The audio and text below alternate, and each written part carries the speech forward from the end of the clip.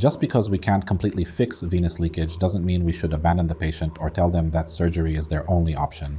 Many patients, even if they aren't responding to treatment now, find significant improvement when they change their lifestyle, quit smoking, exercise, eat healthily, and take medication to support tissue repair. They often report that their condition has improved and that treatments that weren't effective before are now working again. Not every patient with venous leakage needs a penile implant. This is simply not true. Not every patient with venous leakage will have it for life. Many patients show improvement when we reassess them after treatment. It's wrong that a penile implant is the only solution for venous leakage. There are many treatment options that can help these patients, but there will always be a very small subset of patients for whom nothing seems to work, even after trying all available treatments. This group is extremely rare, making up less than 1 in 1,000 patients with venous leakage who may eventually consider a penile implant as a definitive solution. But for the majority of patients, there are numerous treatments that can be effective in managing venous leakage. So, dear patient with venous leakage, don't worry or stress out because venous leakage is not the end of the road.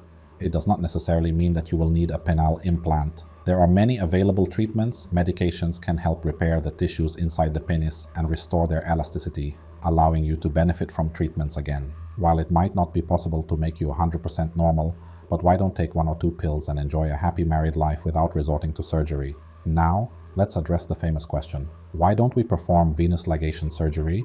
Venous ligation surgery as a treatment for venous leakage has become outdated and is now largely absent from modern medical textbooks. It's no longer commonly used. However, new research is discussing venous ligation in a different way, and these are still in the research phase.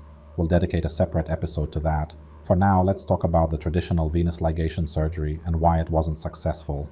If you watched from the beginning, we explained that the veins responsible for retaining blood within the penis are the emissary veins. These are the very thin veins located between the 2 layers of the tunica albuginea, the outer wall of the corpora cavernosa. There are thousands of these tiny veins, resembling small hairs, running all around the outside of the corpora cavernosa. Venous leakage occurs in 1 or more of these emissary veins, which are difficult or nearly impossible to pinpoint precisely. Even if identified, treating them directly is difficult. So where did the vein ligation take place? In advanced stages of venous leakage, we know that the emissary veins drain into something called the circumflex vein, which then drains into the deep dorsal vein, the main vein running on top of the penis. The vein ligation procedure involved tying off this deep dorsal vein. The belief was that by tying off this vein and preventing blood flow through it, blood could be prevented from leaving the corpora cavernosa. However, the reality was different. There are many other pathways that draw blood from the corpora cavernosa besides this vein. So tying it off created an obstruction to blood flow initially, but the body would eventually form collateral veins, new peripheral blood vessels, to re-establish blood flow.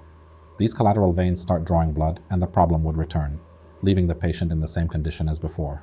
This is why the procedure was not successful, leading to its discontinuation and its classification as an obsolete procedure in medical textbooks.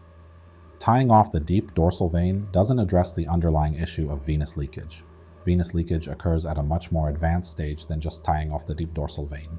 If I can address it at this stage, it's possible, but simply tying this vein won't work. There are many collateral veins or branches that start drawing blood. We will discuss more about the new research and developments in venous ligation surgery in a separate episode. For now, it's clear that the traditional method is no longer effective due to its inability to provide a lasting solution. Patients might experience temporary improvement, but they would return to their previous condition. So let's review again the treatment options for venous leakage, addressing the underlying cause. Medications that repair penile tissues. Consideration of treatments like plasma injections, using PDE5 inhibitors such as Viagra to improve blood flow.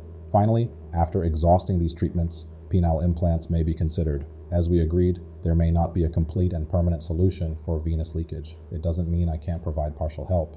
Instead of large doses of stimulants, smaller doses or none may change lifestyle if he takes medications that support penile tissues. And then if the patient needs to rely on a type of medication or 2 continuously for life, what's the issue? We want to treat venous leakage like any chronic condition like diabetes or hypertension. Why not take a pill daily at a fixed time and lead a normal marital life? It's not shameful or the end of the world. The problem is that people want to be completely natural without medications, which may not be achievable for a large segment of patients. A smaller group may respond to these treatments and eventually stop them, leading normal lives. But still, a large portion needs just support, simple support, 1 or 2 pills they take regularly with fixed times, unrelated to intercourse, and they live a happy married life.